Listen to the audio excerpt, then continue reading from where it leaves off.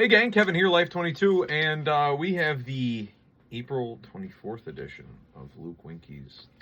This one's not a prison letter. So, as I said previously, I forgot all the turns and tweaks of this stuff. So, he wrote this one from his home address. And, because he wrote the return address as me, and then the address.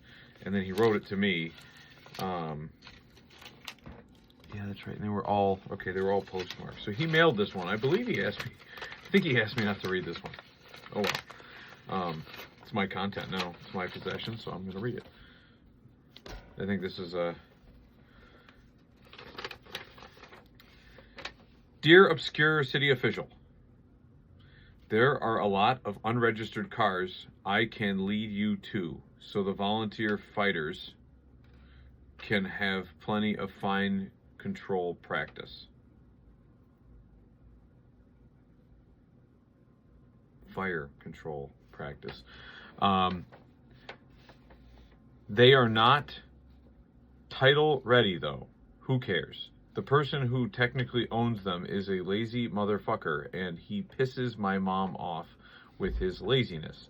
Once all these cars randomly go missing, I guarantee he will get over it quickly. There will even be a little bit of justice in these efforts on behalf of Johnny T-Bird. Oh, he put a dash there. Okay, I was going to say the T looked like it was a T and an F. All right, so anyways, T-Bird's neighborhood. I can explain if you find me. As a YouTube weed-smoking, embezzling city official who once had a former prisoner install the pellet stove in my living room, I know you will be excited about partially breaking the law on behalf of helping volunteer firefighters have fire control practice. Who cares? The car will be torched ablaze anyways.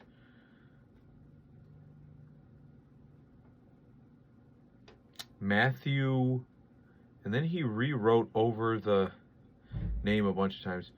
Wathatel of Goldsboro, North Carolina, will one day be released from medium security prison.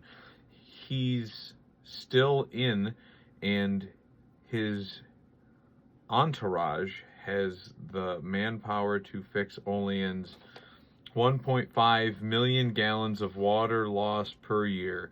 He explained this logistics to me. He sold $500,000 of meth over one weekend and got 5 years. Meanwhile, you like shrooms. I also have quite a plan to help the national government with fentanyl, and I think you could help incentivize efforts in Olean. You need to find me to talk about these things. My Chuck E. Cheese meme days are fucking over. Good. Santa Claus. 585-379-0657. Well, I will not be relaying that phone number to my children with the hopes that they'll read Santa Claus. Because, and which is kind of funny because what he sent this to me in April, and now we're in December. We're like, there's Santa Claus everywhere. But yeah. So, the next obscure letter, right? So, gonna dispute the fact that I'm not the YouTube weed-smoking, embezzling city official, or as a YouTube weed-smoking, embezzling city official who once had a former prisoner install a pellet stove in my living room.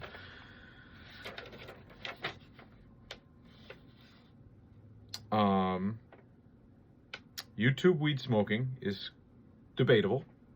I don't think we've ever admitted on the show that we smoked weed on YouTube. And embezzling city official. Given that I'm not a public official, I think that's, I mean, essentially it's directly to me, and I'm the one who's making it public, so I guess it's not libel because it's written. And it wasn't directed to the public, it was directed to me. It's his opinion. But never embezzled anything. And he constantly makes these claims that I took DRI funding. Essentially, that's what he's getting at. I had a DRI grant that I wrote with Della Moore, and Della is currently investing the DRI funding in a separate building that is not mine because I helped her write it, and it was for Della. There's no lavish DRI funding because you have to front all that stuff until the government comes along and says, hey, did you do what we asked you to do? Here's your check, and then they reimburse you. So that frustrates me, is the fact that he keeps spitting this stuff. And you know what? I shouldn't have the time of day for a fucking idiot like this. But who once had a former prisoner install a pellet stove in my living room?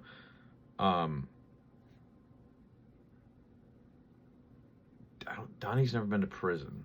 So I have a guy that works with me, and he's been in a fair bit of trouble in his life. And, you know, whatever. Like, I take on people all the time. Some of them with checkered pasts, whatever. Like, but they don't rob from customers. They don't do any of that stuff. Like, it's one of those things that, like,